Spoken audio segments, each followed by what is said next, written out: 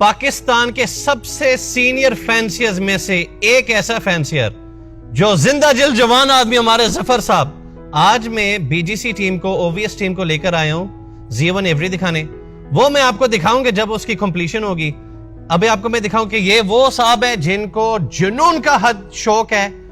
दुनिया के मुख्तलिफ ममालिक से मोटरसाइकिलें इकट्ठी की हैं और वो कहते हैं ये जो मैं बर्ड्स के अंदर एंट्री की है तो सिर्फ एक पहला कदम है। और आज मैं चाहूंगा इनकी इजाजत के साथ कि मैं इनके जरा मोटरसाइकिल और यूनिक एंटीक कलेक्शन दिखाऊं, फिर आप अंदाजा लगाएं कि ये लव बर्ड्स में किस लेवल पे जाएंगे इंशाल्लाह।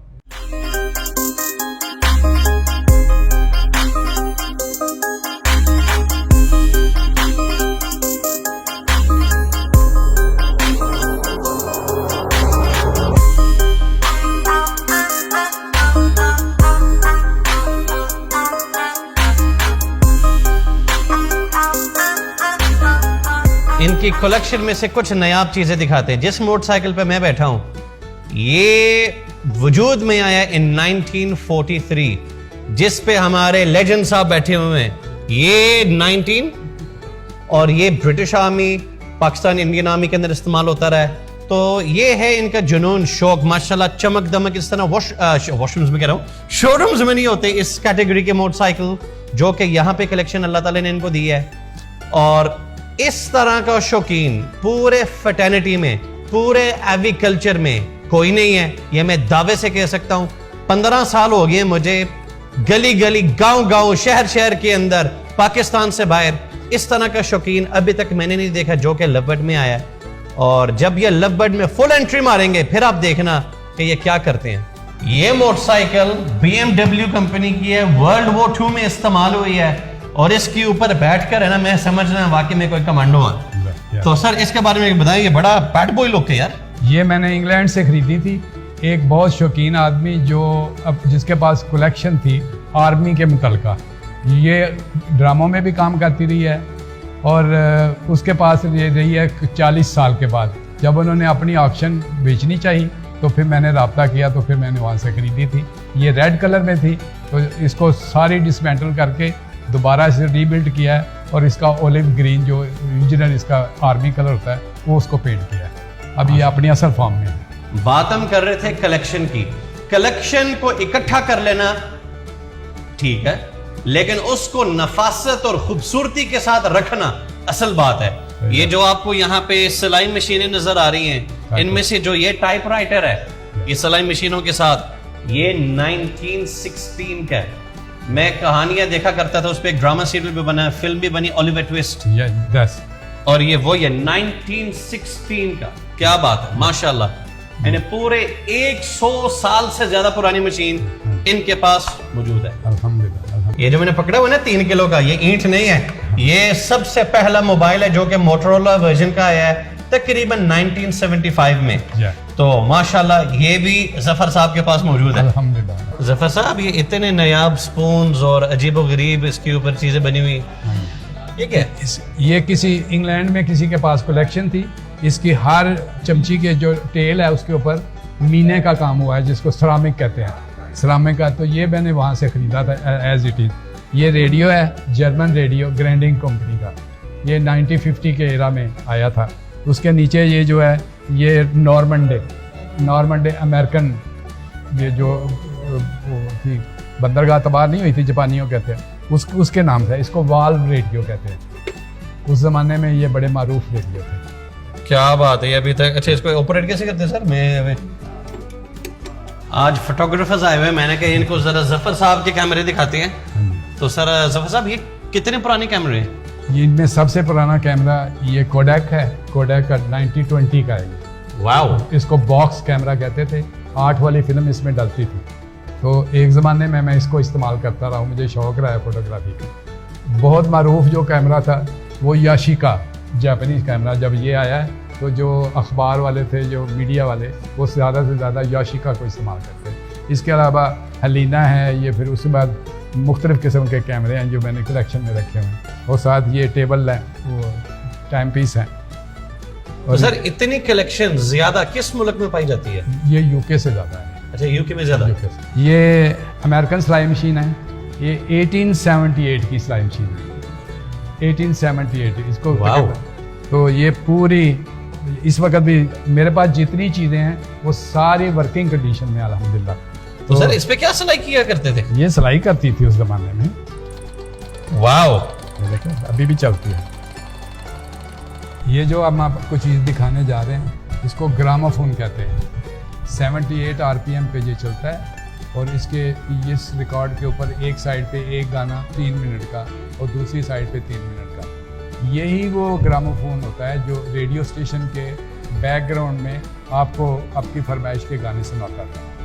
तो इसके अंदर कोई इलेक्ट्रिसिटी नहीं, किसी किस्म का कोई पावर सोर्स नहीं, ये सिर्फ एक स्प्रिंग कॉइल है जिसको हम वाइंड करते हैं, जो कि मैं आपको करके दिखा रहा हूँ।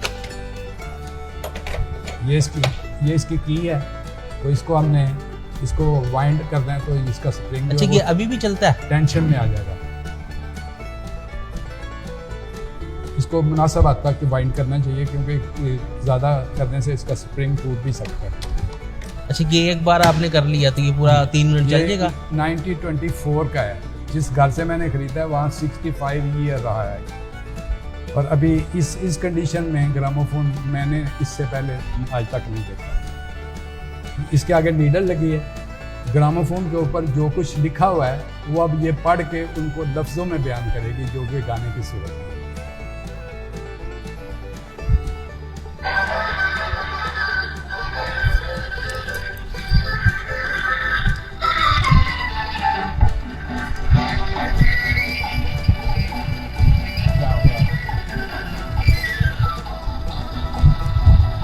ये मेरे पे अल्लाह का बहुत एहसान रहा है कि मैंने ज़िंदगी में जितने भी मुझे दोस्त मिले हैं वो अल्लाह ने अपने फ़ضल से बड़े ही मुखलिस दोस्त दिए हैं। और ये मेरे मालिक की जो मेरे ऊपर मेहरबानी है उसका ये भी एक हिस्सा है कि नवीद शेख साहब और डॉक्टर साहब भी इसी तरह से मुझे अल्लाह ने असबाब पैदा करके तो मुझे मिला दिए।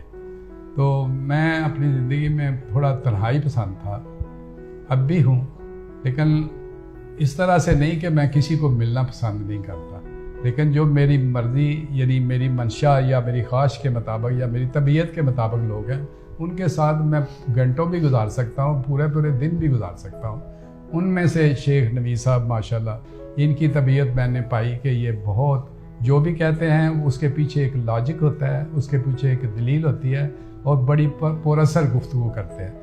उस गुफ्तगू का ही ये नतीजा था कि मैं इनकी वीडियोस वगैरह देखता रहा तो मुझे ऐसे लगा जैसे मैं खिंचता चला जा रहा हूँ इनकी तरफ। और फिर मैंने एक दफ़ा ख्वाहिश का इज़हार किसी अपने जानने वाले से किया, वहाँ से इनका नंबर लिया, उनसे रब्ता करके तो इन्होंने मेहरबानी फरमाई कि ये गुजरांवाला किसी इवेंट पे आए तशरीफ़ लाए हुए थे तो मेरे यहाँ भी ये तशरीफ़ लाए।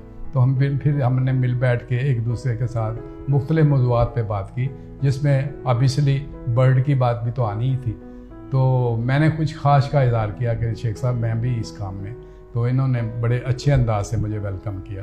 तो ये बात फिर आहिस्ता आहिस्ता बढ़ती चली गई। तो फिर मैंने इनसे कहा कि मैं तो उम्र के जिस हिस्से में हूँ उस हिसाब से मैं अपने प्रोग्राम को बनाऊँगा। मैं वर्किंग पे नहीं जा सकता, मैं अपनी मोटिवेशन पे नहीं जा सकता।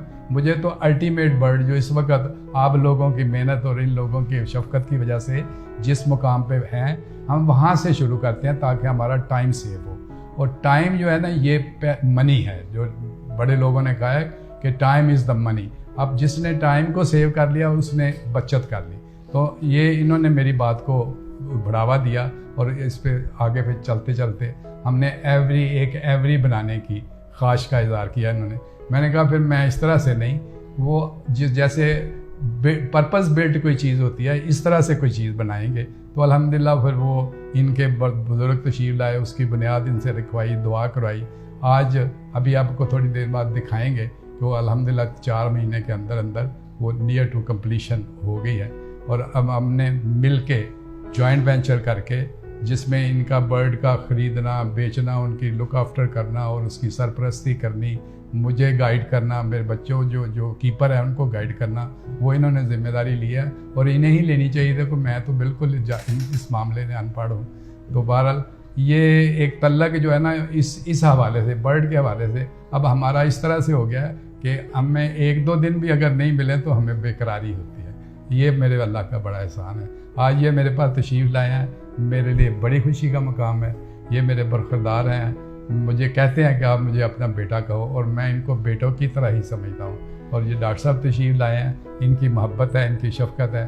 तो बस मैं आखिर में ये कहता हूँ कि मेरे पे अल्लाह का बहुत एहसान हुआ, और ये उसके कर्म के बगैर इस तरह के लोग मिलते नहीं। मैं उसकी ज़ात का भी शुक्रिया अदा करता हूँ और उनके बंदों का भी शुक्रिया अदा करता हूँ कि आज वो तशरीफ़ लाए, मेरे लिए बड़ी मसरत की बात है। अक्सर मैं अपने दोस्तों में, अपने बरखुरदार और मजलिस में ये बात करता हूँ कि दुनिया में आ तो हम गए हैं, ये हमारे अपनी मर्ज़ी से नहीं आए, ना अपनी मर्ज़ी से जाना है, लेकिन किसी मकसद के लिए भेजा गया है हमें। उसमें हमें कुछ तरीके अपना लेने चाहिए जिससे ज़िंदगी जो है ना वो आसानी से गुजरे। मैंने अपनी 55-60 साल की प्रैक्टिकल लाइफ में 4 आस्पेक्ट्स जो है ना उनको चुना है।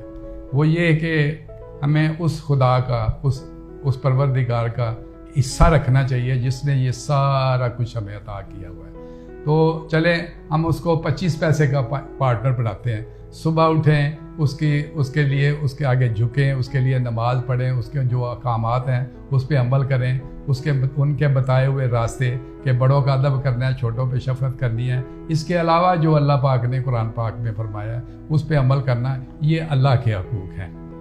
दूसरे नंबर पे जो मैंने प्रैक्टिकल किया कि वो सबसे ज़्यादा आपको अपनी ज़ात का, खुद का ख्याल रखना है, क्योंकि अब मेरे पास मैं अल्लाह पाक की अमानत हूँ। मुझे उसने सही सलामत भेजा है और मुझे सही सलामत रखने के लिए इसके साथ ज़्यादती इस किस्म की है कि मैं जो चीज़ आई खा ली, जो चीज़ आई पी ली, और मैं धूप में भी जा रहा हूँ मैं, और गर्मी का भी ख्याल नहीं रख रहा और अपनी सेहत का ख्याल नहीं रख रहा।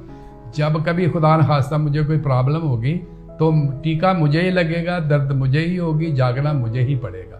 और ज़िंदगी में एक वक्त ऐसा होता है कि इंसान अपने लिए ज़िंदा होता है, और एक पोर्शन बाद में ऐसा आ जाता है कि आपका ज़िंदा रहना किसी के लिए ज़रूरी है। इसलिए अपनी ज़ात का ख्याल रखना नंबर 2 पे बहुत ज़रूरी है। तीसरे नंबर ये कि जो इमीडिएट फैमिली आप पे डिपेंड करती है उसका पूरा ख्याल रखा जाए। जैसे बड़े कहते हैं कि सोने का नवाला खिलाओ और शेर की आंख के देखो। बच्चों की तरबियत अगर करके आपने उनको बचा लिया तो फिर आपने अपनी नस्ल को बचाया है। और नबी सल्लल्लाहु अलैहि वसल्लम फरमाते हैं कि जिसने अपने बच्चियों को, ख़ास तौर पे बच्चियों को अच्छी तरबियत करके उनको अगले घर पहुंचा दिया, मैं उसके लिए गारंटर हूँ कि वो मेरी ये शहादत वाली उंगली पकड़ के जन्नत के जिस दरवाजे से चाहेगा गुजर जाएगा। ये तीसरा और 4 नंबर पे काम आता है। हमें 3 नंबर पहले वाले जो इसको पूरे करते हुए चौथे नंबर पे काम आता है। अगर हम काम को अवलियत पे लेंगे तो अल्लाह भी गए, उसकी बरकत भी गई, अपनी इस जगह पे ले आए तो मैं भी गया, मेरी सेहत भी गई। बच्चों की तरफ तवज्जो नहीं की तो मेरे बच्चे, मेरी नस्ल भी ना रही। तो अब जो चौथा पोर्शन जिसके लिए मैंने ये सारा कुछ गड़बड़ किया है वो मेरे किसी काम पे नहीं आएगा। तो इस सारे को लगा के मैं पिछले 3 ऊपर वाले 3 को सही करना चाहूँगा, वो नहीं होंगे। मैं ये कहना चाह रहा हूँ, मेरा पैगाम ये है कि ज़िंदगी को इन 4 आस्पेक्ट्स के ऊपर गुजारेंगे तो हमें नफ़ा होगा इंशाअल्लाह। कोई मकसद तो होना चाहिए ज़िंदा रहने का। जज़ाकल्लाह।